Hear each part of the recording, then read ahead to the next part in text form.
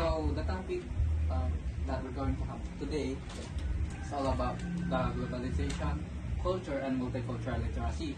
So for you, what is globalization?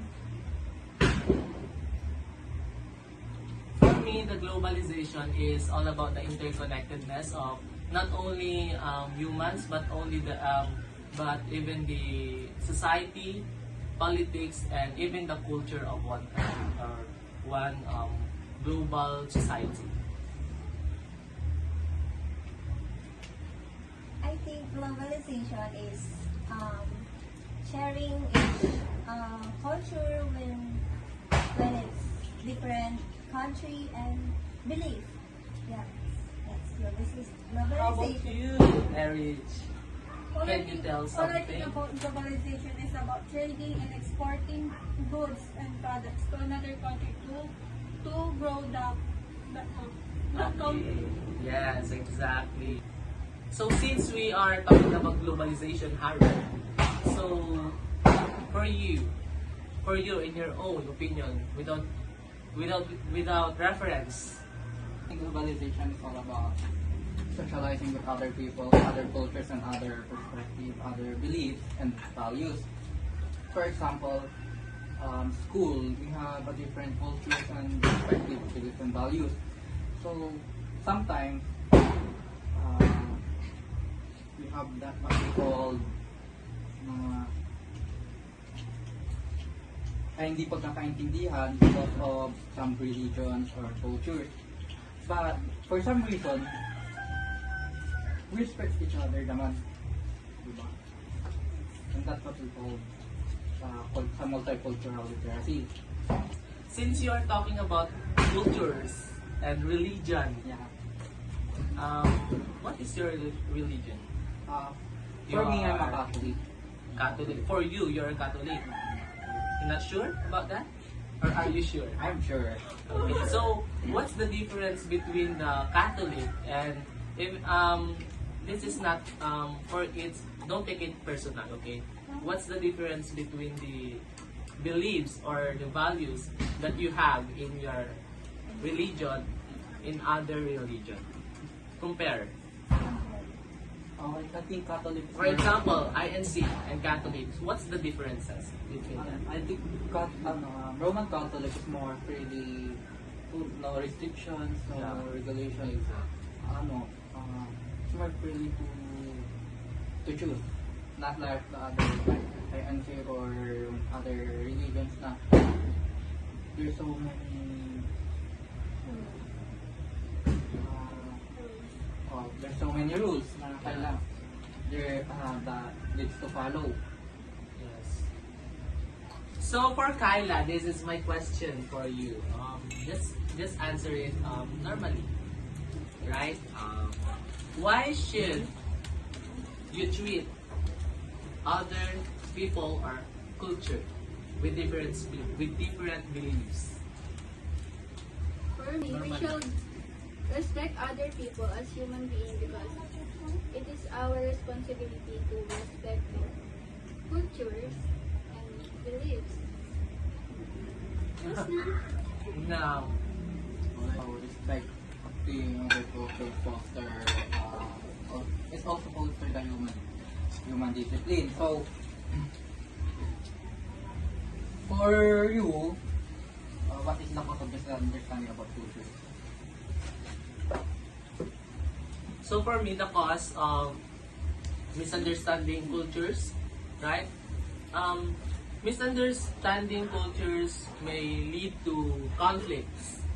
Yes, not much serious conflict, but minor.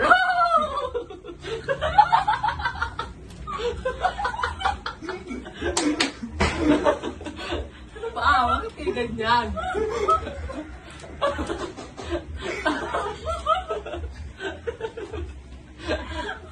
Sorry guys, our mic is not functioning. And our brain is also not functioning. Brainy. Yes, not braining. So, magbabalik ang Podcast TV.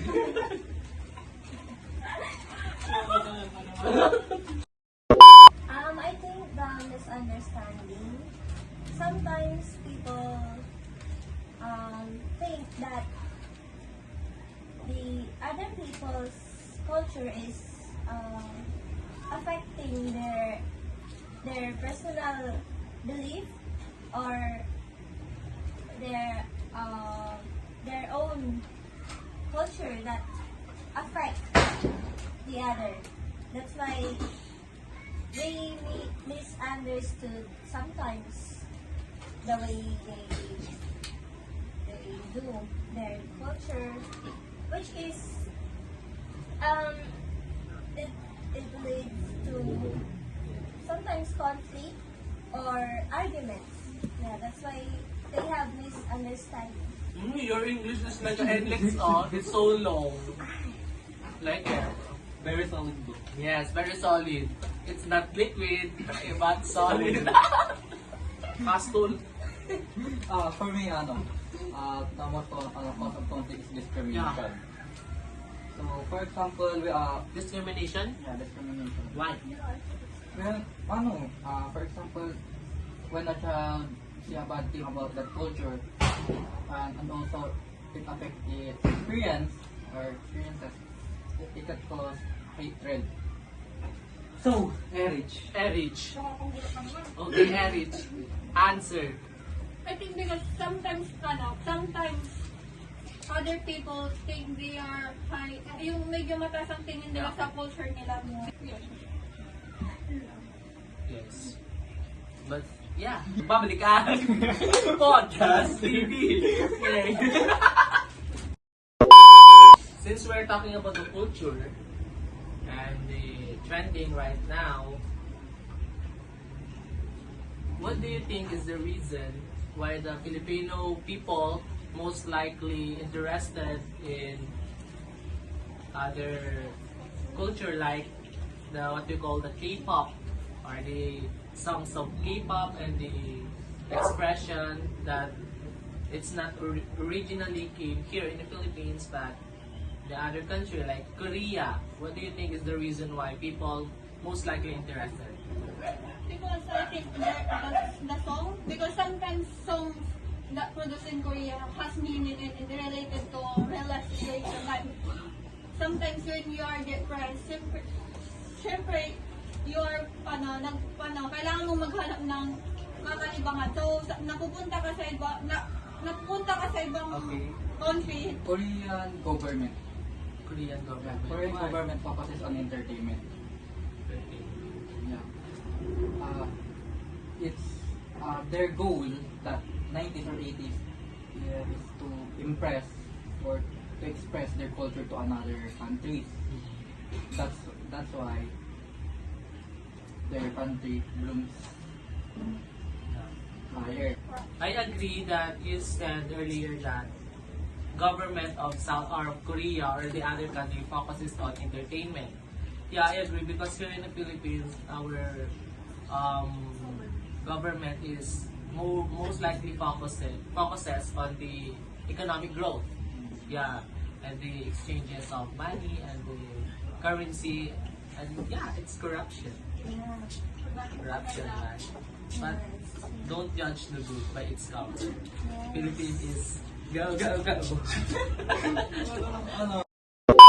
As the ending quote, always remember that, We have different religion, Different language, different colors. but we all belong in one human race.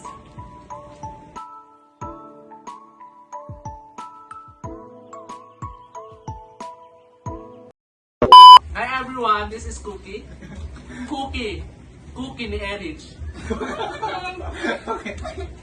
Napakasarap ng cookie ni Erich. It's so beautiful. It's so fresh. Okay, back to the December.